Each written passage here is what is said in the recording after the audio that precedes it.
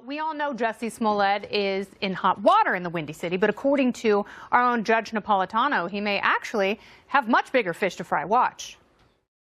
I think his greater worry is the potential federal prosecution. By mailing a letter to himself, a threatening letter to himself, he committed postal fraud. 5 to 10 years. That's 2 to 3 in jail. That's 2 to 3 times what he faces for lying to the Chicago cops.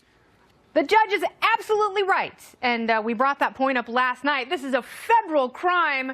We do have a lawyer on tonight's panel. It's a great panel, and let's welcome them. She's an attorney. We have 2 lawyers. And America Rising PAC's senior advisor, Alex Wilkes, is here, along with criminal defense attorney. Maybe he will defend Jessie tonight, David Bruno, and WWE superstar Dolph Ziggler. Not a lawyer. He's lawyer-like. I've pretended in to the be ring. Free men. I think it's the same thing. That's right.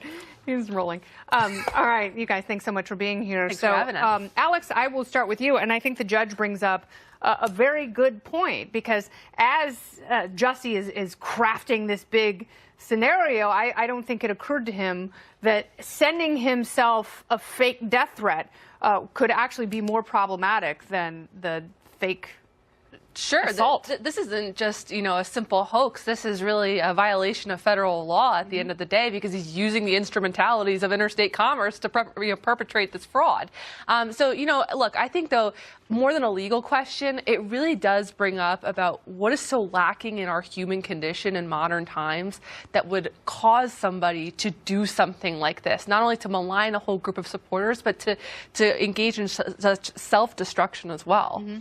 Yeah, so, David, you're a defense attorney, so obviously you're looking at this from a different angle. Right. For those of us who consume news, it's fascinating because the story keeps changing, and he was arrested this morning. Right. But you're looking at this we just as heard a criminal quote defense from attorney. his attorney essentially saying he's innocent.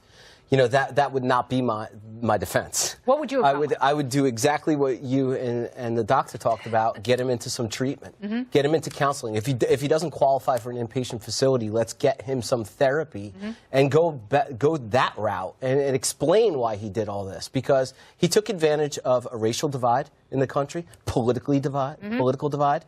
He used Make America Great Again in the letter itself and wanted it said in the attack.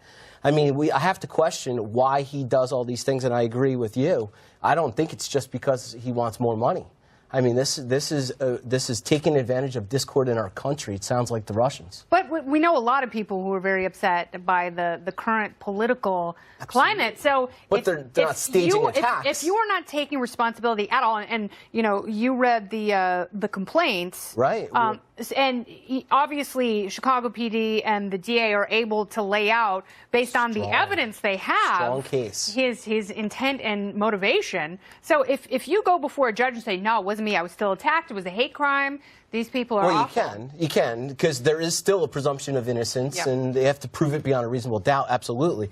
But as the attorney, you want to position yourself to defend the case, and that's not exactly the best step with this evidence. So in what you do, you always want to maximize a moment. And, I don't think there's the adage, there's no bad press. That's never more applicable than in professional wrestling. Sure. So is there something about where he is right now? Let's take the motivation and the legality out of it. Is there something about his visibility that could benefit him?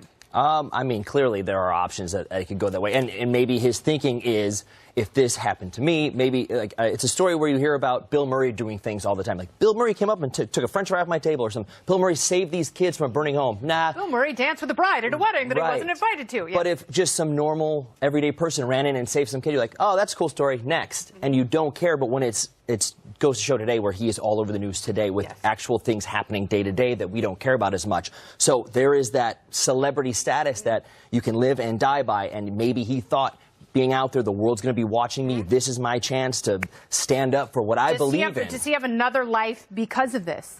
I mean, does this somehow enhance his celebrity? Could he go to WWE and fight the brothers? I don't know. I mean, anything can happen. This is too serious. Too much time and money and resources were wasted while murders were happening around the country and in Chicago. I don't know that that's welcome with our company. But I am not one to speak for it. But at the end of the day, much like you said with Dr. Drew, there's going to be a book deal, there's going to be possibly some rehab, here's what's wrong. And I think the text message that you have where he was maybe buying drugs possibly from these other guys, like, oh, there's where it is. He was hooked on these drugs, these guys were involved, into rehab, he'll atone for it, and come out and have 2 books and make the talk show tour. And 2 babies. It'll be great. All right, much more with the panel. They are returning. Allegedly.